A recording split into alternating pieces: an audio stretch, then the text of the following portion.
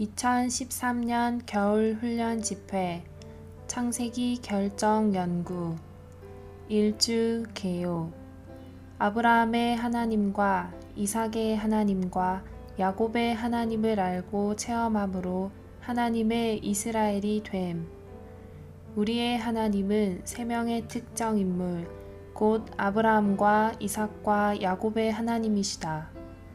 이것은 그분께서 삼일 하나님이신 것을 암시한다. 아브라함과 이삭과 야곱은 이스라엘 나라의 기초이다. 그들이 없었다면 이스라엘 나라가 없었을 것이다. 하나님의 백성은 아브라함과 이삭과 야곱의 체험들을 통하여 하나님의 백성이 되었다. 아브라함과 이삭과 야곱의 체험들의 절정은 이스라엘, 곧 하나님의 백성이 된 것이다. 우리는 모두 아브라함과 이삭과 야곱의 요소를 가져야 한다. 이 요소들이 없이는 하나님의 백성인 하나님의 이스라엘이 될 수 없다. 창세기의 아브라함과 이삭과 야곱에 대한 기록은 서로 중첩된다. 창세기의 이들 세 사람은 분리된 개인으로 묘사되어 있지 않고 단체적인 한 사람을 이루는 구성 요소로 묘사되어 있다. 아브라함의 체험은 사람을 부르시고 의롭다 하시며 믿음으로 살 수 있게 하시고 그분과의 교통 안에서 살 수 있게 하시는 유일한 근원이신 아버지 하나님에 대한 체험을 상징한다. 이삭의 체험은 사람을 구속하실 뿐 아니라 그분의 모든 풍성을 유업으로 주시고 그 모든 풍성을 풍족하게 누리며 살게 하시고 평안 가운데 살게 하심으로 사람에게 복을 주시는 아들 하나님에 대한 체험을 상징한다. 야곱의 체험은 사람을 사랑하시고 사람을 선택하시는 아버지 하나님에 대한 체험을 상징할 뿐 아니라 그분을 사랑하는 사람들에게 모든 것이 협력함으로써 선이 이루어지게 하시고 사람을 변화시키시며 사람을 신성한 생명 안에서 성숙하게 하심으로써 그 사람이 다른 모든 사람을 축복하고 온 땅을 다스리며 생명 공급이신 아들 하나님으로 모든 사람을 만족시킬 수 있도록 하시는 영 하나님에 대한 체험을 상징한다. 우리는 아브라함의 하나님, 이삭의 하나님, 야곱의 하나님을 알고 체험해야 한다. 아브라함은 유일한 근원이신 하나님, 곧 없는 것도 있는 것으로 불러내시는 분이신 하나님을 믿었다. 하나님의 목표는 하나님의 때에 따라 하나님의 능력을 통해 성취되어야만 한다. 하나님은 그분께서 아버지이신 것이 무엇을 의미하는지를 아브라함에게 보여주시기 위해 그에게 특별한 일을 하셨다. 하나님을 아버지로 아는 것은 하나님께서 근원, 곧 유일한 창시자이시며 모든 것이 그분에게서 비롯된다는 것을 아는 것이다. 우리 모두는 하나님께서 아버지이시고 모든 것이 그분에게서 나온다는 것을 알아야 한다. 아들 하나님을 가장 잘 나타내는 상징인 이삭을 통해 우리는 모든 것이 아버지에게서 온다는 것을 본다. 창세기 22장에 있는 그림에 따르면 이삭은 그리스도를 상세하게 예표해 준다. 이삭의 원칙은 받아들이는 원칙이다. 아들 하나님이 의미하는 것은 그분께서 모든 것을 받으시며 어떤 것도 자신에 의해 시작하지 않으신다는 것이다. 이삭에게서 우리는 모든 것이 아버지에게서 오고 우리의 위치는 받는 위치임을 본다. 이삭이 아브라함과 맺은 관계는 받아들이는 관계였다. 이삭의 하나님을 아는 것은 하나님을 공급하시는 분으로 아는 것이다. 하나님은 아버지이시고 모든 것은 그분에게서 나온다. 우리는 아들들이고 우리에게 있는 모든 것은 그분에게서 온 것이다. 야곱은 우리에게 성령에 대해 말해준다. 야곱의 체험은 성령의 일을 대표하며 야곱의 역사는 성령의 징계를 보여주는 예표이다. 야곱의 인생은 하나님의 다루심을 대표하는 인생이며 야곱의 하나님은 다루시는 하나님이시다. 야곱의 하나님이라는 칭호는 어떻게 성령께서 야곱을 징계하셨고 그의 타고난 생명을 처리하셨으며 그리스도를 그 안으로 조성하셨고 그 안에서 그 영의 열매를 맺으셨는지를 암시해 준다. 우리가 야곱의 하나님을 알고자 한다면 그 영께서 우리 안에 그분의 일을 수행하시어 우리의 타고난 생명을 처리하시고 그리스도를 우리 안으로 조성하시도록 허락해 드려야 한다. 야곱의 역사는 성령의 징계를 보여주는 그림이다. 성령의 징계는 성령께서 우리의 외적인 환경에서 행하시는 것, 성령께서 모든 사람과 일과 사건을 안배하시는 것을 가리키는데 이것을 통해 우리는 징계를 받고 있다. 성령의 징계를 통해서 하나님은 새 창조물의 요소가 우리 안에 건축될 수 있도록 우리 안에 있는 옛 창조물의 요소를 완전히 허물어 버리신다. 하나님은 삼위 하나님의 단체적인 표현을 위해 그리스도께서 우리 안으로 일해 넣어지시고 조성되시며 우리 안에 형상을 이루실 수 있도록 성령의 징계를 통해 우리의 타고난 생명을 처리하신다. 아브라함의 하나님, 이삭의 하나님, 야곱의 하나님은 여호와 곧 엘로힘이시다. 다시 말하면 스스로 존재하시고 항상 존재하시는 삼위 하나님, 영원하고 위대하신 나는 이다이시다. 아브라함의 하나님, 이삭의 하나님, 야곱의 하나님은 부활의 하나님이시다. 아브라함의 하나님, 이삭의 하나님, 야곱의 하나님은 장막의 하나님이시다. 아브라함과 이삭과 야곱, 이들 각 사람은 천막에 살았다. 그들은 천막에 살면서 하나님의 영원한 장막, 곧 새 예루살렘 성을 간절히 기다리고 있었다. 아브라함의 하나님은 의롭다 하시는 하나님이시고 이삭의 하나님은 은혜의 하나님이시며 야곱의 하나님은 신성한 징계를 통하여 변화시키시는 하나님이시다. 결국 야곱의 하나님은 이스라엘의 하나님, 곧 변화된 야곱의 하나님이 되셨다. 아브라함의 하나님과 이삭의 하나님과 야곱의 하나님을 체험한 결과는 하나님의 이스라엘, 곧 삼위 하나님 안에 있는 교회이다. 하나님의 이스라엘은 그리스도 안에 있는 모든 이방인과 유대인 믿는 이를 포함하는 참된 이스라엘이다. 이들은 아브라함의 참된 아들들이고 믿음의 가족이며 새 창조물 안에 있는 사람들이다. 참된 이스라엘, 곧 영적인 이스라엘은 교회이다. 하나님의 신약 경륜에서 우리는 하나님의 아들들과 하나님의 이스라엘 둘 다가 되었다. 우리의 운명은 하나님을 표현하는 하나님의 아들들이 되며 또한 하나님의 왕국에서 다스리는 왕들이 되는 것이다. 하나님의 이스라엘로서 우리는 하나님의 목적을 성취하기 위해 이 땅에서 하나님을 대표하고 하나님의 권위를 행사하며 하나님의 행정을 수행한다. 하나님의 이스라엘은 삼위 하나님 안에 있는 교회이다.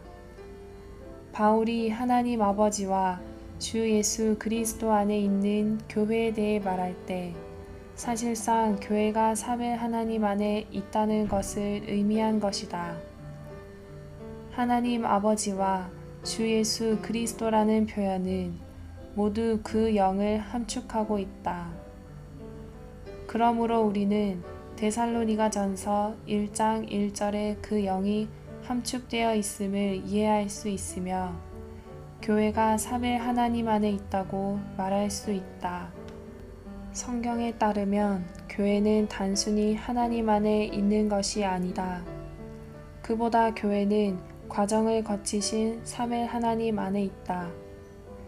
교회가 하나님 아버지와 주 예수 그리스도 안에 있다는 것은 교회가 과정을 거치신 삼위 하나님 안에 곧 아버지와 아들과 함께 하시는 생명 주시는 영이 되신 분 안에 있다는 것을 의미한다. 우리가 삼위 하나님 안에 있는 교회에 대한 이상을 본다면 이 이상은 우리의 생각과 활동과 전 일생을 통제할 것이다. 2013년 겨울훈련 집회 창세기 결정 연구 일주 1일 아침의 누림 출애굽기 3장 15절로 16절 너는 이스라엘 자손에게 여러분의 조상의 하나님 여호와 곧 아브라함의 하나님, 이삭의 하나님, 야곱의 하나님께서 나를 여러분에게 보내셨습니다. 라고 말하여라. 이것이 영원한 나의 이름이며 이것이 대대로 나를 기념하는 이름이다. 너는 가서 이스라엘의 장로들을 모아놓고 이렇게 말하여라. 여러분의 조상의 하나님 여호와 곧 아브라함과 이삭과 야곱의 하나님께서 나에게 나타나시어 창세기는 단체적인 한 사람의 생활의 세 방면을 통해 완전하신 삼위 하나님을 계시한다. 창세기는 아브라함과 이삭과 야곱을 분리된 세 사람으로 여기지 않고 세 방면을 가진 완전한 단체적인 한 사람으로 여긴다. 우리의 하나님은 특정 세 인물의 하나님, 곧 아브라함의 하나님과 이삭의 하나님과 야곱의 하나님이시다. 오늘의 읽을 말씀. 아브라함은 하나님의 백성의 기원이었는데 이는 하나님의 선택하심과 부르심이 아브라함에게서 시작되었기 때문이다. 이스라엘 나라도 또 다른 기원이었다. 이 두 번의 기원 사이에서 하나님은 세 사람, 곧 아브라함과 이삭과 야곱을 얻으셨다. 이 시점부터 이스라엘 나라는 하나님의 백성이 되었고 하나님은 그분 자신의 백성을 얻으신 것이다. 아브라함과 이삭과 야곱이 없었다면 이스라엘 나라도 없었을 것이고 또한 하나님의 백성도 없었을 것이다. 그들 세 사람이 하나님 앞에서 받은 다루심과 체험한 모든 일의 절정은 하나님의 한 백성이 된 것이다. 그러므로 아브라함과 이삭과 야곱의 모든 체험은 하나님의 백성이 마땅히 가져야 할 체험이다. 그들 세 사람이 얻은 것은 하나님의 모든 자녀들이 마땅히 얻어야 할 것이다. 하나님의 모든 백성은 그들 안에 아브라함의 요소와 이삭의 요소와 야곱의 요소를 가지고 있어야 한다. 이러한 요소가 없다면 우리는 하나님의 백성이 될 수 없다. 창세기를 읽을 때 우리는 아담, 아벨, 에녹, 노아에 대한 기록이 서로 완연히 구분된다는 것을 발견하게 될 것이다. 그러나 아브라함과 이삭과 야곱에 대한 기록은 중첩된다. 창세기는 아브라함과 이삭과 야곱에 대해 말할 때 그들을 단체적인 한 사람으로 간주한다. 이렇게 중첩되는 것이 의미하는 바는 생명의 체험과 관련해서 이들 세 사람이 한 사람, 즉 단체적인 한 사람이라는 것이다. 아브라함의 부분에서 우리는 사람을 부르시고 의롭다 하시며 믿음으로 살 수 있게 하시고 그분과의 교통 안에서 살 수 있게 하시는 아버지 하나님을 본다. 창세기 12장 1절은 우리에게 아버지의 부르심을 보여주고 15장 6절은 그분의 의롭다 하심을 계시한다. 17장은 하나님께서 어떻게 아브라함을 믿음으로 살 수 있게 하셨는지를 보여준다. 또한 18장은 하나님께서 어떻게 아브라함을 그분과의 교통 안에서 살 수 있게 하셨는지를 계시하고 있다. 18장은 하나님과 그분의 인간 친구인 아브라함의 교통에 대해 말해준다. 이삭의 부부는 삼위 하나님의 둘째 분이신 아들 하나님을 보여준다. 아들 하나님은 그분의 모든 풍성을 유업으로 주심으로 사람을 그분의 풍성을 누리는 삶으로 평안 가운데 있는 삶으로 축복하신다. 우리는 야곱의 부분에서 사람을 사랑하고 선택하시는 아버지 하나님을 본다. 야곱은 세 사람 중에 마지막이었다. 그러나 그는 사람을 사랑하시고 선택하시는 아버지 하나님을 상징하기 위해 하나님께 쓰임받았다. 말라기 1장 2절은 하나님께서 야곱을 사랑하셨다고 말하고 로마서 9장 10절부터 13절까지는 하나님께서 야곱을 선택하셨고 심지어 그가 태어나기도 전에 그를 선택하셨다고 말한다.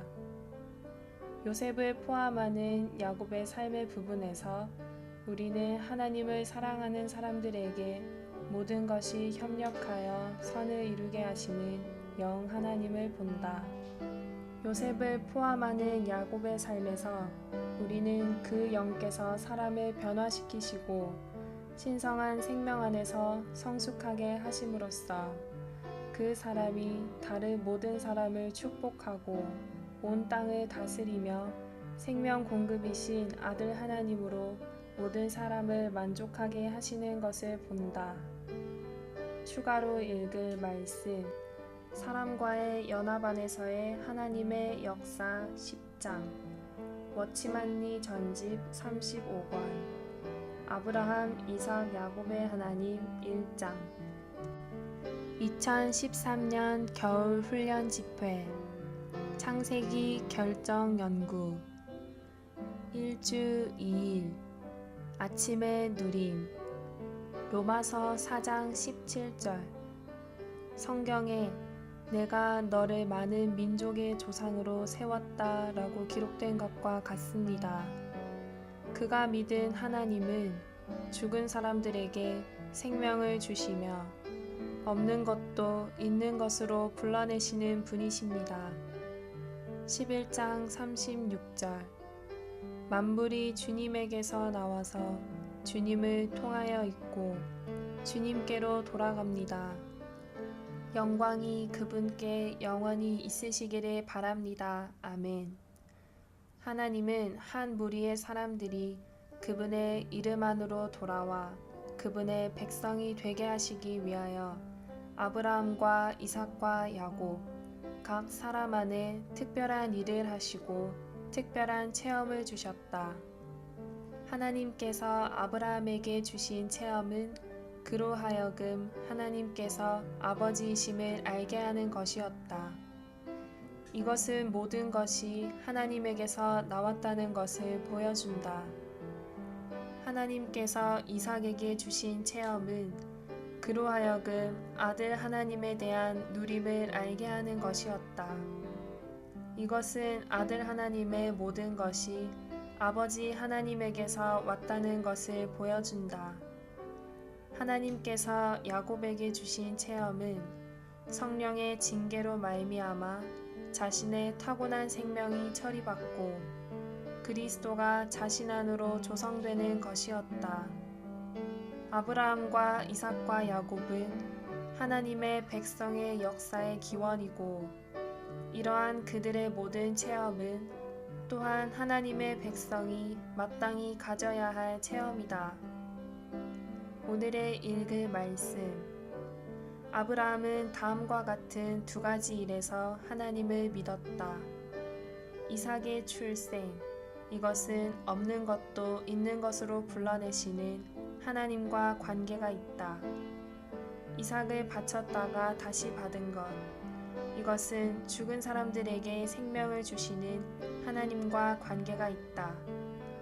아브라함은 그러한 하나님을 믿었으며 그분은 자신의 상황에 적용시켰다. 믿음의 근원은 하나님이다. 하나님은 없는 것도 있는 것으로 불러내시며 죽은 사람들에게 생명을 주시는 분이시다.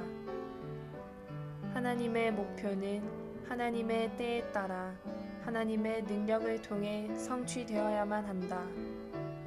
하나님께서 주의하시는 것은 어떤 일이 성취되었는가에 있지 않고 일의 근원이 무엇인가에 있다.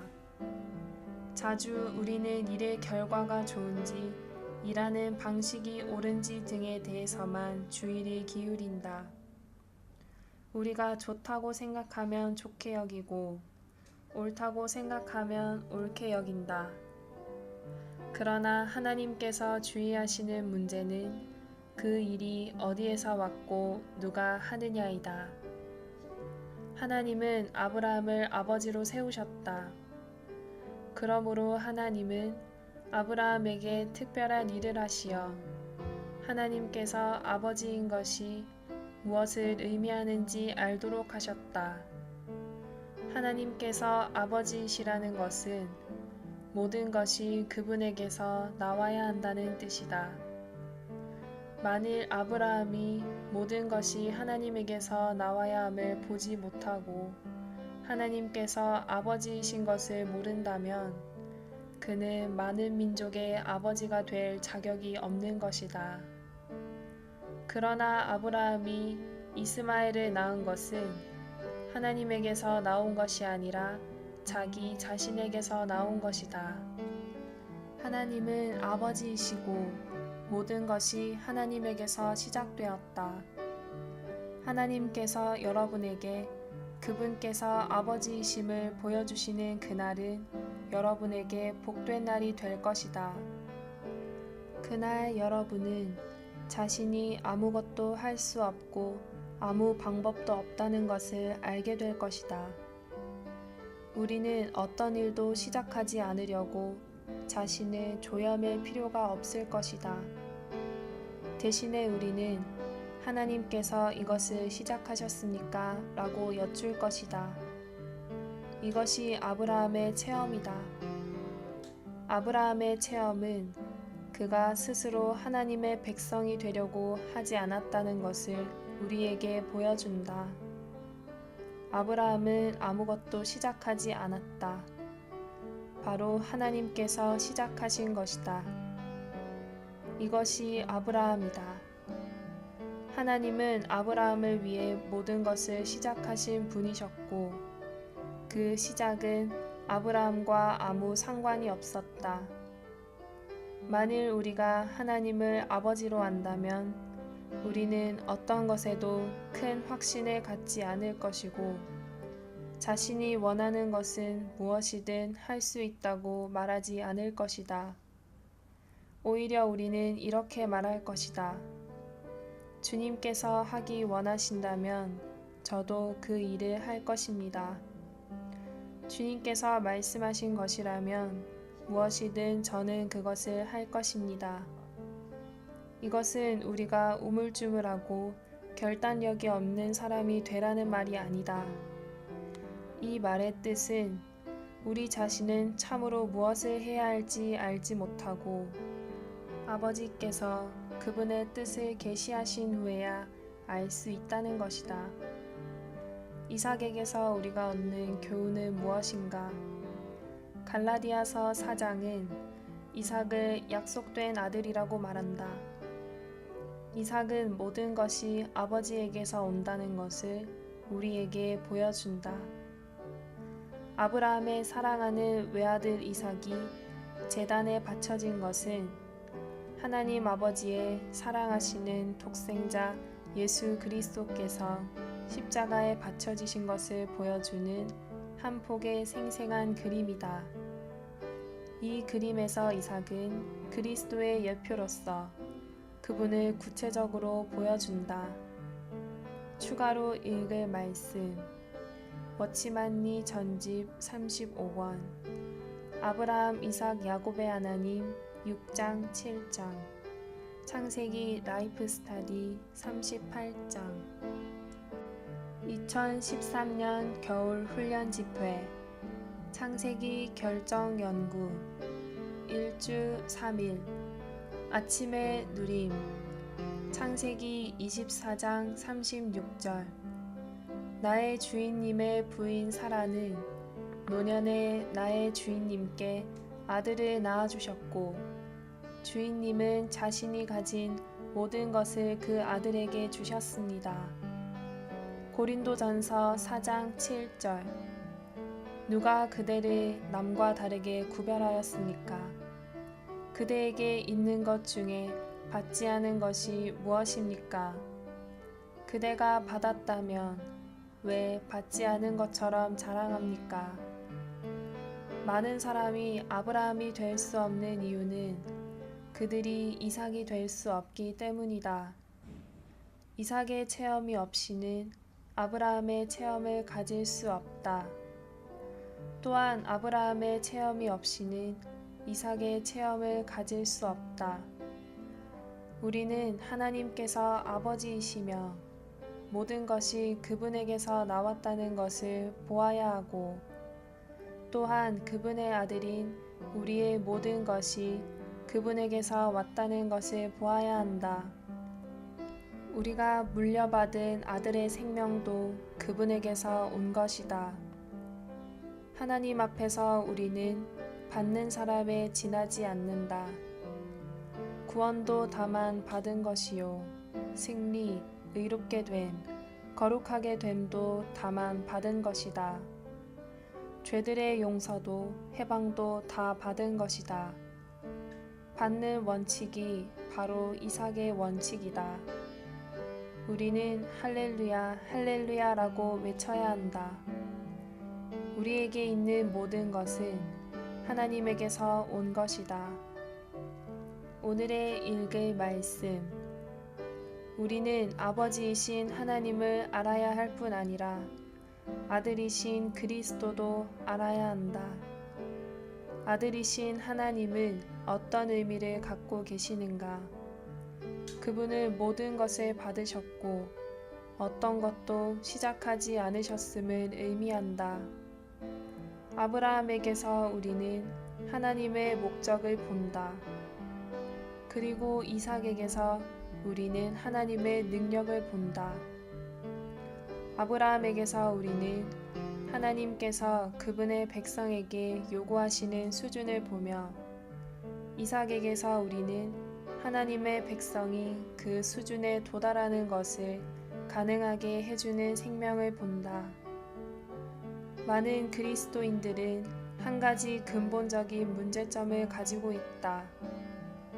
즉 하나님의 목적은 보았으나 하나님의 공급은 보지 못했고 하나님의 표준은 보았으나 하나님의 생명은 보지 못했으며 하나님의 요구는 보았으나 그 요구를 이룰 수 있는 능력은 보지 못한 것이다. 그러므로 우리는 아브라함을 보아야 할 뿐 아니라 또한 이삭을 보아야 한다. 아브라함은 모든 것이 하나님에게서 나왔고 우리가 자신을 의지하여 아무것도 할 수 없다는 것을 우리에게 보여준다. 이삭은 하나님께서 모든 것을 주시기 때문에 우리의 위치는 다만 받는 것임을 우리에게 보여준다. 우리는 또한 이삭의 특징이 일생토록 모든 것을 받고 그 받은 모든 것을 누리는 것임을 볼 수 있다. 이삭의 하나님을 안다는 것은 하나님을 공급하시는 분으로 알고 모든 것이 하나님에게서 왔다는 것을 아는 것이다. 아버지 하나님을 알려면 아들 하나님을 알아야 한다. 우리가 아브라함의 하나님을 알려면 반드시 이삭의 하나님을 알아야 한다. 아브라함의 하나님만으로는 부족하다. 왜냐하면 그분은 사람이 가까이 할 수 없는 빛에 거하시기 때문이다. 그러나 하나님께서 이삭의 하나님이신 것으로 인해 주님께 감사드린다. 이것은 아브라함의 모든 것이 이삭의 소유였음을 말해준다. 이것은 또한 우리의 모든 것이 다만 받은 것임을 말해준다. 야곱이 우리에게 주는 교훈은 무엇인가? 아브라함은 우리에게 아버지 하나님에 대해 말해주고 이삭은 우리에게 아들 하나님에 대해 말해주지만 야곱은 우리에게 성령에 대해 말해준다. 야곱이라는 사람이 성령을 대표한다는 것이 아니라 야곱의 체험이 성령의 일을 대표한다는 말이다. 야곱의 역사는 성령의 징계를 보여주는 예표이다. 결국 성경은 하나님께서 아브라함의 하나님, 이삭의 하나님, 야곱의 하나님이심을 말하고 이 하나님은 죽은 사람들의 하나님이 아니라 산 사람들의 하나님이라고 말한다. 나의 하나님은 아브라함의 하나님이시고 이삭의 하나님이실 뿐 아니라 야곱의 하나님, 곧 다루시는 하나님이시다. 이러한 하나님께서 항상 나를 다루신다. 야곱의 하나님이라는 칭호는 어떻게 성령께서 야곱을 징계하셨고 그의 타고난 생명을 처리하셨으며 그리스도를 그 안으로 조성하셨고 그 안에서 그 영의 열매를 맺으셨는지를 암시해 준다. 우리가 야곱의 하나님을 알기 원한다면 성령의 조성과 성령의 열매를 알아야 한다. 우리가 야곱의 하나님을 알기 원한다면 그 영께서 우리 안에 그분의 일을 수행하시고 우리의 타고난 생명을 처리하시며 그리스도를 우리의 내적 존재 안에 조성하시고 우리 안에 그 영의 열매를 산출하시도록 허락해 드려야 한다. 이럴 때 우리는 하나님의 증거를 지닌 그릇이 될 수 있다. 추가로 읽을 말씀 워치만니 전집 35권 아브라함, 이삭, 야곱의 하나님 4장, 5장 2013년 겨울 훈련 집회 창세기 결정 연구 1주 4일 아침의 누림 히브리서 12장 11절 모든 징계가 당시에는 기쁘지 않고 슬픈 것 같지만 나중에는 그것으로 훈련을 받은 사람들에게 평안을 가져오는 의의 열매를 맺게 해줍니다. 로마서 8장 28절 또한 우리는 하나님을 사랑하는 사람들 곧 그분의 목적에 따라 부름받은 사람들에게는 모든 것이 협력함으로써 선이 이루어진다는 것을 압니다. 어떤 형제 자매들은 특별히 남보다 총명하고 사려 깊고 상황 판단과 계산이 빠르고 지략이 뛰어날 것이다. 그러나 우리는 육체에 속한 지혜로 행하지 않고 하나님의 은혜로 행해야 한다는 것을 반드시 기억해야 한다. 야곱은 항상 성령의 징계를 체험했다. 결과적으로 야곱은 자신의 총명함을 원하는 대로 발휘할 수 없었다. 오늘의 읽을 말씀 우리가 지금 다루고 있는 성령의 징계는 성령의 내적인 징계를 가리키는 것이 아니다. 왜냐하면 그것은 우리 안에 기름 바름으로 계신 성령의 기능이기 때문이다. 성령의 징계는 성령께서 우리의 외적인 환경에서 행하시는 것을 가리킨다. 성령의 징계는 성령께서 모든 사람과 일과 사건을 안배하시는 것을 가리키는데 이것을 통해 우리는 징계를 받고 있다. 정상적으로는 사람이 성령의 징계를 받을수록 그 사람은 더 끝나게 된다. 성령의 징계의 마지막 결과는 항상 우리를 허물고 파쇄하고 감소시켜 무가 되게 하는 것이다. 바로 성령의 징계를 통해서 하나님은 새 창조물의 요소가 우리 안에 건축될 수 있도록 우리의 옛 창조물을 완전히 허물어 버리신다. 하나님께서 믿는 이들에게 그리스도를 나누어 주는 것은 첫 단계이다. 그러나 하나님은 더 깊은 일을 하기 원하시는데 그것은 그리스도의 형상이 우리 안에 이루어지게 하는 것이다. 하나님께서 우리의 타고난 생명을 처리하시는 목적은 바로 그리스도의 형상을 우리 안에 이루는 것, 곧 그리스도가 우리 안으로 일해 넣어지고 조성되게 하는 것이다. 아브라함과 이삭과 야곱의 하나님은 여호와 엘로힘이시다. 엘로힘은 신실하시며 전능하신 분을 의미한다. 하나님은 신실하시고 전능하시다. 여호와는 전에도 계셨고 이제도 계시며 장차 계실 분을 의미한다. 창세기 2장 4절부터 22절까지는 여호와 엘로힘을 거듭 언급하는데 이 신성한 칭호는 하나님과 그분의 선민의 관계를 말해준다.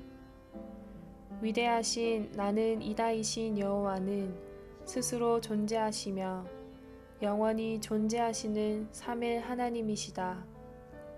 그분은 시작도 없이 스스로 존재하시며 끝도 없이 항상 존재하신다. 온 우주의 시작과 끝은 하나님이시다.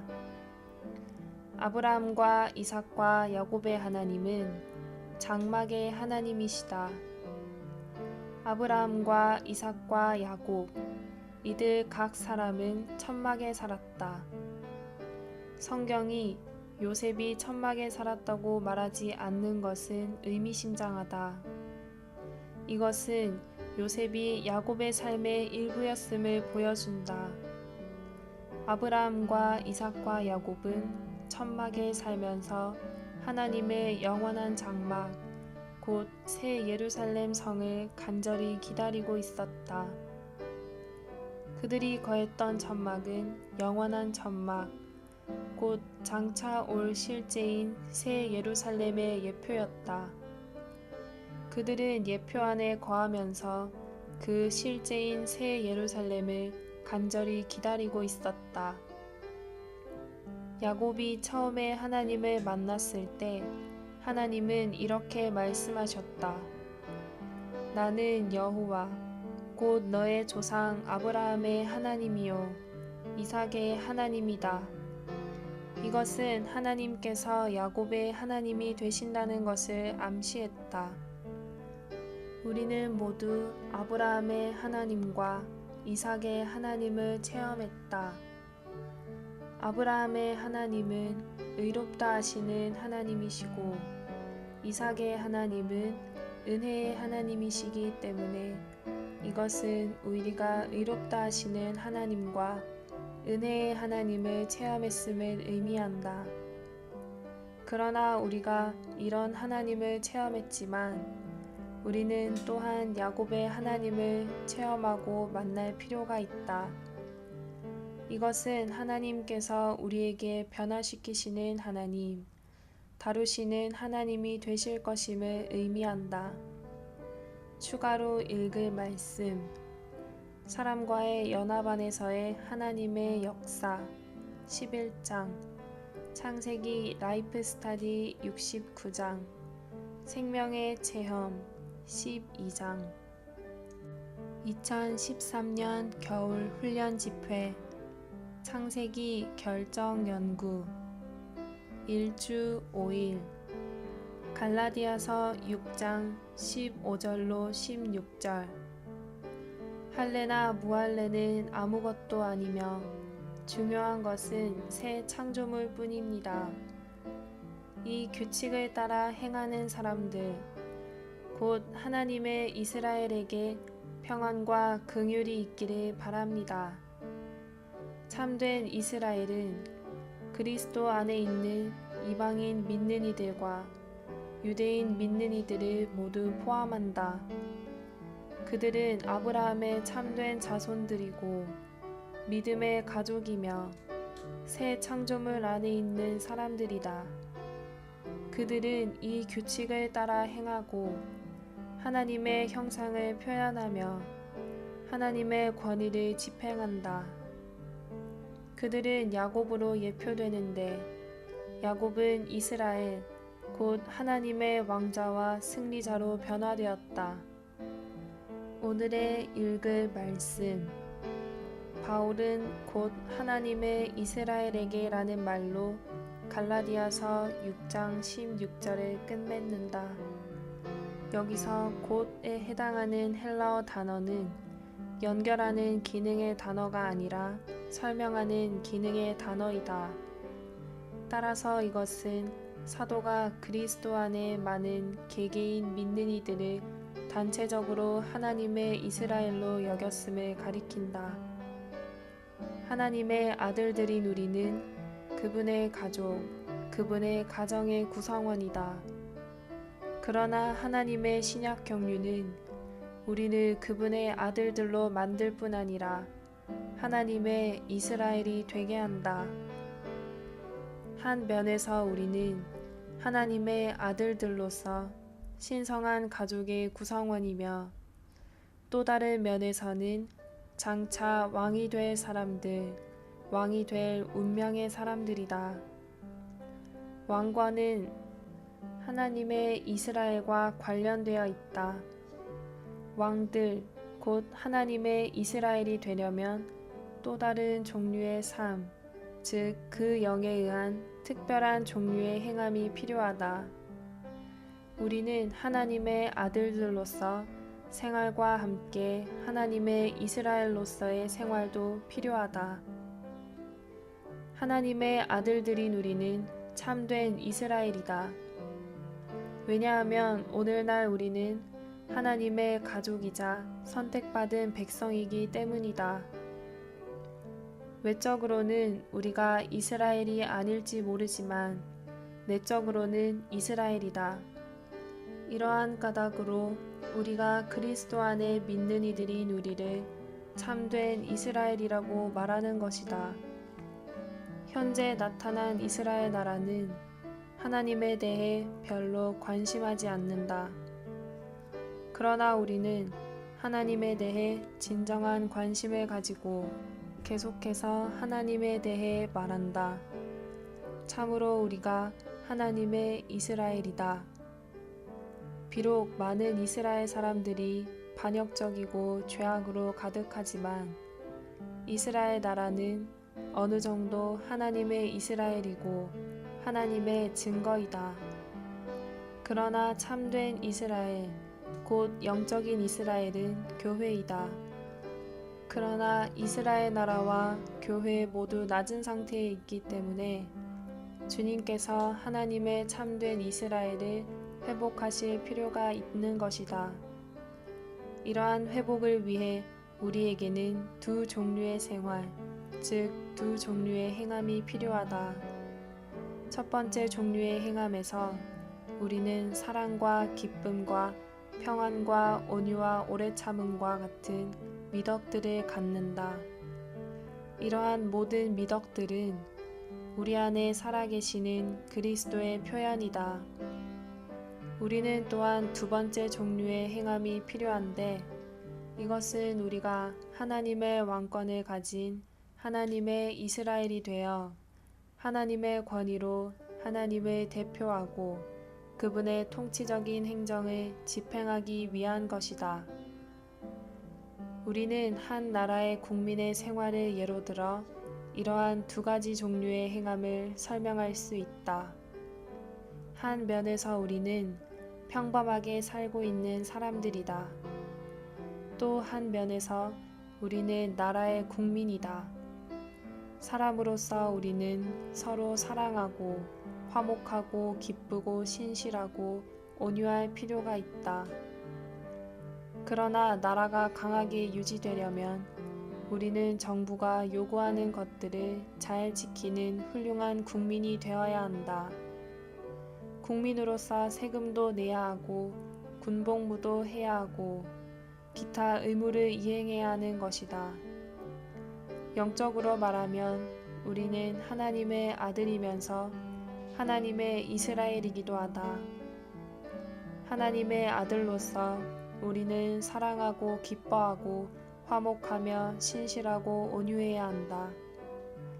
또한 하나님의 이스라엘로서 우리는 하나님의 신약 경륜의 기본 원칙에 따라 행해야 한다. 주님을 찬양하자. 이제 우리는 하나님의 아들들이 되었다. 하나님의 아들들이 누리는 마땅히 그 영에 의해 행함으로써 그리스도의 모든 미덕을 표현해야 한다. 또한 우리는 그 영에 의한 또 다른 종류의 행함이 필요하다. 이것은 특정한 규율이나 원칙에 따른 행함으로써 하나님의 목적을 성취하기 위한 목표로 우리를 이끌어준다. 만일 우리가 그 영에 의한 두 번째 종류의 행함을 갖는다면 우리는 하나님의 아들들일 뿐 아니라 새 창조물과 하나님의 이스라엘이 될 것이다.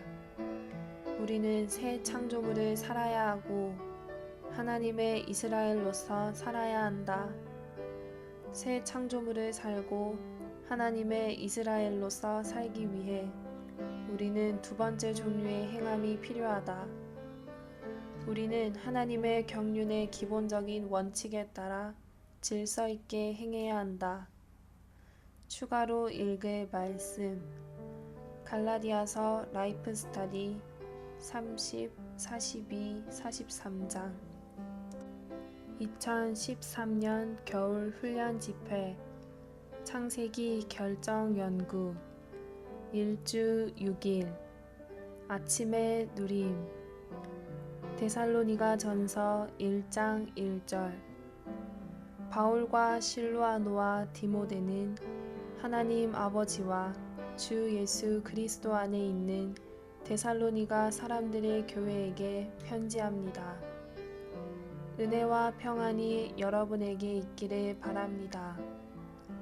마태복음 28장 19절 그러므로 여러분은 가서 모든 민족을 나의 제자로 삼아 아버지와 아들과 성령의 이름 안으로 침례를 주고 바울이 하나님 아버지와 주 예수 그리스도 안에 있는 데살로니가 사람들의 교회를 언급한 것은 실제로 데살로니가 사람들의 교회가 삼일 하나님 안에 있음을 의미한 것이다. 아버지와 주 예수 그리스도에 대한 바울의 말은 하나님께서 삼일이심을 가리키고 암시한다. 하나님께서 삼일이 아니시라면 어떻게 하나님께서 아버지이자 아들이실 수 있겠는가? 그것은 불가능하다. 그뿐만 아니라 바울이 아버지와 그리스도를 언급한 것에는 성령 또한 함축되어 있다. 데살로니가 전서 1장의 다른 곳에서 바울은 명백히 성령을 언급한다. 그러므로 데살로니가 전서 1장은 삼일 하나님, 즉 아버지와 아들과 성령을 분명히 보여준다. 데살로니가 전서 1장 1절과 데살로니가 후서 1장 1절은 모두 교회가 구원받고 거듭나서 지금은 삼일 하나님 안에 있는 한 무리의 죄인들로 이루어진다는 것을 계시해 준다. 오늘의 읽을 말씀 데살로니가 전서와 후서 모두에서 교회가 위치한 곳은 어떤 도시가 아니라 하나님 안이다. 교회는 삼일 하나님 안에 있다. 바울이 하나님 아버지와 주 예수 그리스도 안에라고 말한 사실이 이것을 증명해 준다. 전치사 안에의 목적어는 하나님 아버지와 주 예수 그리스도 모두이다. 아버지와 아들은 둘이시지만 하나이시다. 교회가 하나님 아버지와 주 예수 그리스도 안에 있다는 것은 교회가 삼일 하나님 안에 있다는 것을 의미하기 때문이다. 데살로니가 전서 1장 1절에서 언급되신 그 하나님은 삼일 하나님이신 것이 확실하다. 우리는 바울이 삼일성의 첫째 분이신 아버지를 먼저 언급한 사실로 그것을 알 수 있다. 언제든지 우리에게 삼일성의 첫째 분이 계실 때 둘째 분이신 아들과 셋째 분이신 그 영도 함께 계신다. 바울이 아버지를 언급했다는 사실은 그가 삼일 하나님을 생각하고 있었음을 분명히 암시해 준다. 하나님 아버지와 주 예수 그리스도라는 표현은 모두 그 영을 함축한다. 그러므로 1장 1절에서 그 영은 함축되고 암시되어 있다. 교회가 하나님께 속하거나 그리스도께 속한 것이라고 말하는 것은 어느 정도 간단한 문제이다.